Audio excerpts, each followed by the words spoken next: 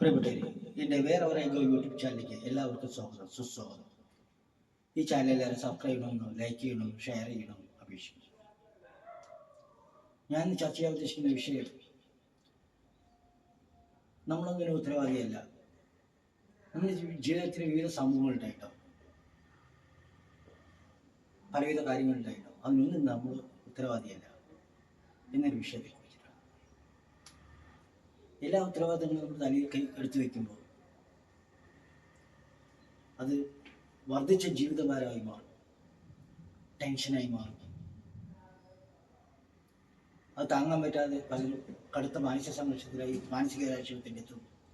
അകാല മൃത്യു അടയും 50 വയസ്സാകുമ്പോഴേക്കൊക്കെ. അല്ലെങ്കിൽ പലവിധ കുറ്റകൃത്യങ്ങളിൽ ഏർപ്പെട്ട് ജയിലിൽ പോയി കിടക്കും. ഈ ഭാരങ്ങളെല്ലാം താഴെ ഇറക്കി വയ്ക്കുന്നതിന് വേണ്ടിയിട്ടാണ് ഞാൻ പറയുന്നത്. ജീവിതത്തിൽ നമ്മൾ ലാഭം ഉണ്ടായിട്ടാവും, നഷ്ടം ഉണ്ടായിട്ടാവും, മാനം ഉണ്ടായിട്ടാവും, അപമാനം ഉണ്ടായിട്ടാവും, ഉയർച്ച ഉണ്ടായിട്ടാവും, താഴ്ച ഉണ്ടായിട്ടാവും, വിജയം ഉണ്ടായിട്ടാവും, പരാജയം ഉണ്ടായിട്ടായിരിക്കും, അവമാനിക്കപ്പെട്ടിരിക്കും, പല കാര്യങ്ങളും.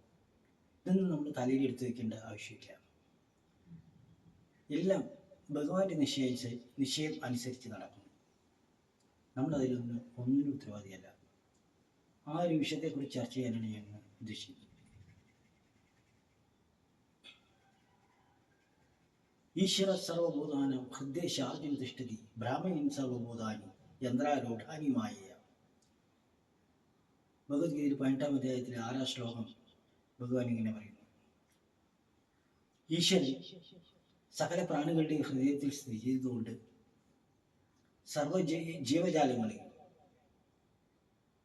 മായ കൊണ്ട് ഒരു യന്ത്രത്തിൽ കയറ്റി വെച്ചിരിക്കുന്ന പാവുകളെ പോലെ ഭ്രമണം ചെയ്യിക്കുന്നു. അതായത് വട്ടം ചുറ്റിക്കറക്കുന്നു.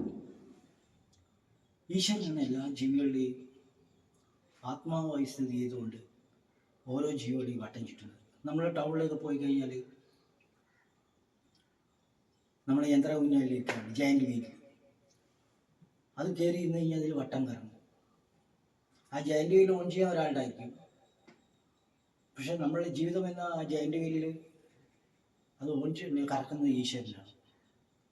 അത് ആത്മാവായിരുന്നുകൊണ്ട് നമുക്കൊന്നും ചെയ്യാൻ പറ്റില്ല. ബുദ്ധിമാനെ കൊണ്ട് പൊട്ടത്തരം ചെയ്യിക്കും. ബുദ്ധിമാൻ എന്ന് പറയുന്നവരെ കൊണ്ട് കോടീശ്വരനെ കൊണ്ട് ഒരു ദിവസം പിച്ചക്കാരനാക്കി മാറ്റും.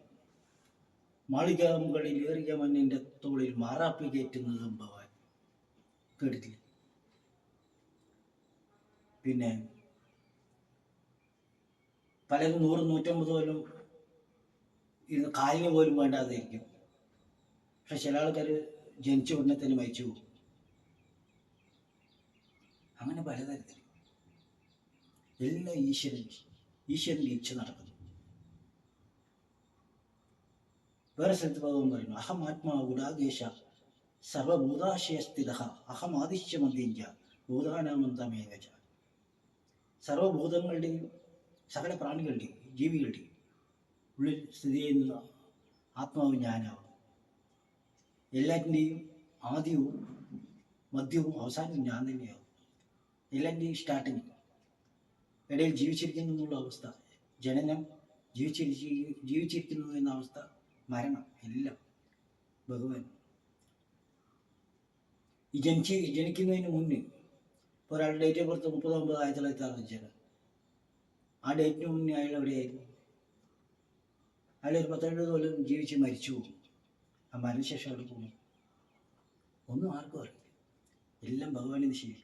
അയാൾ എവിടെ ജനിക്കുന്നു, ആരുടെ ഏതോ അച്ഛൻ്റെ അമ്മയുടെ മകനോ മകളായി ജനിക്കുന്നു, അയാൾക്ക് വല്ല കൺട്രോൾ ഉണ്ടായിരുന്നെങ്കിൽ അയാൾ വല്ല നോർമയിലോ അസസറിലോ വല്ല കോടീശ്വരൻ്റെ മക്കളായി ജനിച്ചിട്ടുണ്ടാവില്ല.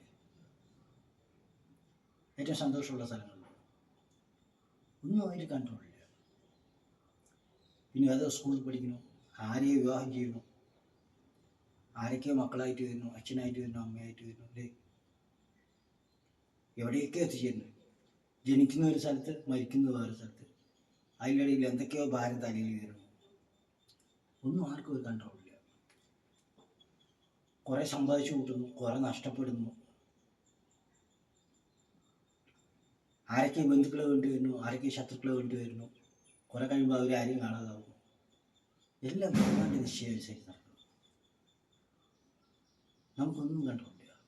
അതാ പറയുന്നത്, എല്ലാം ജീവികളുടെ എല്ലാം ആത്മാവായി സ്ഥിതി ചെയ്തുകൊണ്ട് ഞാൻ എല്ലാ ജീവികളെയും വട്ടം കറങ്ങും. അപ്പോൾ നമ്മൾ ജീവിതത്തിൽ എന്ത് സംഭവം ഉണ്ടായിട്ടായാലും അതിനുത്തരവാദി ഞാനാണ്. എനിക്ക് മാത്രം എന്താ ഇങ്ങനെ, എനിക്ക് മാത്രം എന്താ ഇങ്ങനെയെന്ന് ബ്രേ കൊണ്ട് കരയുന്നതിന് പകരം എല്ലാ ഭാരം താഴെയാക്കി വയ്ക്കുക. എല്ലാം ഭഗവാന്റെ നിശ്ചയം അനുസരിച്ച് നടക്കുന്നു. അതിൽ എനിക്കൊരു ഉത്തരവാദിത്വമില്ല, ഞാൻ ഈ നാട്ടുകാരനെ അല്ല എന്നുള്ളൊരു രീതിയിൽ നമ്മൾ മുന്നോട്ട് പോകുക. അപ്പോൾ നമ്മുടെ ജീവിതം സന്തോഷപ്രദവും, നമുക്ക് ദീർഘായുസ് കിട്ടും. ജീവിതത്തിൽ ഒരു 10 രൂപ ജോലി അഡീഷണലായിട്ട് നമുക്ക് സന്തോഷത്തോടെ ഇരിക്കാൻ സാധിക്കും. ഈ ഭാരങ്ങളൊക്കെ തലയിൽ ഏറ്റുവെക്കുന്നതിന് പകരം താഴെ ഇറക്കി വെച്ച് സന്തോഷത്തോടെ മുന്നോട്ട് പോകാം. Thank you very much for watching this video. Thanks a lot.